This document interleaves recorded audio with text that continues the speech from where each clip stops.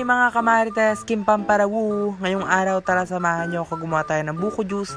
And syempre paghirapan natin yung paggagawa nun. Let's go! At mga kamarites, napansin ko nga na sobrang tirik yung araw. Kaya naman wag nating kalimutang maglagay ng sunscreen or sunblock para maprotektahan yung ating balat sa sobrang init. At heto na nga mga kamarites, bineblend ko na nga yung sunscreen sa aking muka para talagang tapal na tapal at black na black ang init.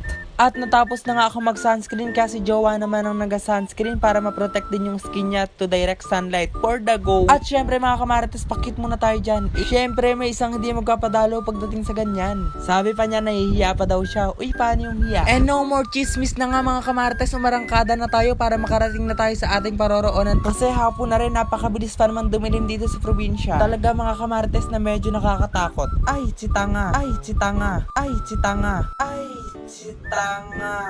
In fairness mga kamarites, medyo masakit yung pagbagsak ko At eto na kami mga kamarites, talaga naman problemado ako kung paano ko aabot ng buko ngayon. Sa pag-akyat kasi ng buko, puro ko trial, di ako nakakaabot sa dulo. Pero siguro naman sa liit ng buko na to, kakayanin ko na to. Grabe mga kamarites, parang 1,007 mil na panalangin yung nagawa ko bago ako makaakyat dito. Kaya pakiramdam ko naman, hindi man lang akong babalian kapag lumagabag ako dito. Kasi sa sobrang baba ng puno, hindi kagaya ng iba na napakataas. Kaya minsan tinatanong ko yung tatay ko kung may hiwaga ba ng duwende yung lupa na to kasi puro maliliit yung tumutubong puno. At take note mga kamarites, maliliit yung puno pero matataba yung bunga. At mga kamarites, nandito na nga ako sa pinaka-exciting na eksena. Yung part na ultimo ilalim ng iklog mo nilalamig na. At ayan na nga mga kamarites, nakalaglag na ako ng isa. At kinapipihit ko, nakalaglag na nga ako ng dalawa. At eto pa yung pinaka-ayokong part, yung bababa na ako ng puno. May kumakayod kasi, napakasakit. Haya na nga mga kamarites, at magapati us-us na lang ako dito pababa. Yan, yung kuya nyo jello, bigla na lang naging unggoy. Success, nakababa na ang kuya nyo jello mga kamarites. Pero hindi success kasi may masakit sa bandang harapan. At sabi ko nga sa jowa ko, napakaswerte naman niya. Siya taga-video lang, ako naghihirap. At ang sabi lang naman niya sa akin ay ginusto ko naman daw to. Tama, ginusto ko to kaya wala na akong masabi. At eto na nga mga kamarites, napulot ko na nga yung dalawang buko at pauwi na kami. Hala, di ko alam kung bakit bigla na lang ako tinawag ng kuya nyo Carlo ng Mami Oni. At ang sabi ko nga sa kanya, magpapalagay na lang ako ng ganitong kalaking hinaharap para masolve siya. Sabi nga niya, di naman daw yan kailangan kasi love naman daw niya ako. Uy, sana all. At sabi pa niya, kung talaga daw mahal ka ng isang tao, dapat daw wala ka nang kailangan baguhin sa sarili. She or he can accept you no matter what. Hayo ka na mga kamarites, nag-i-English na naman ako dito. Heto nga at hawak ko na yung pichel at magsimula na tayo magawa ng buko juice. Teka lang mga kamarites, at pipitas muna ako ng pangkudkod ng buko dito sa aming puno ng kawayan. At dito nga pala sa probinsya, yung pangkudkod ng buko is yung lata lang at saka stick na gawa sa kawayan. Papasabi ka na lang talaga ng uy,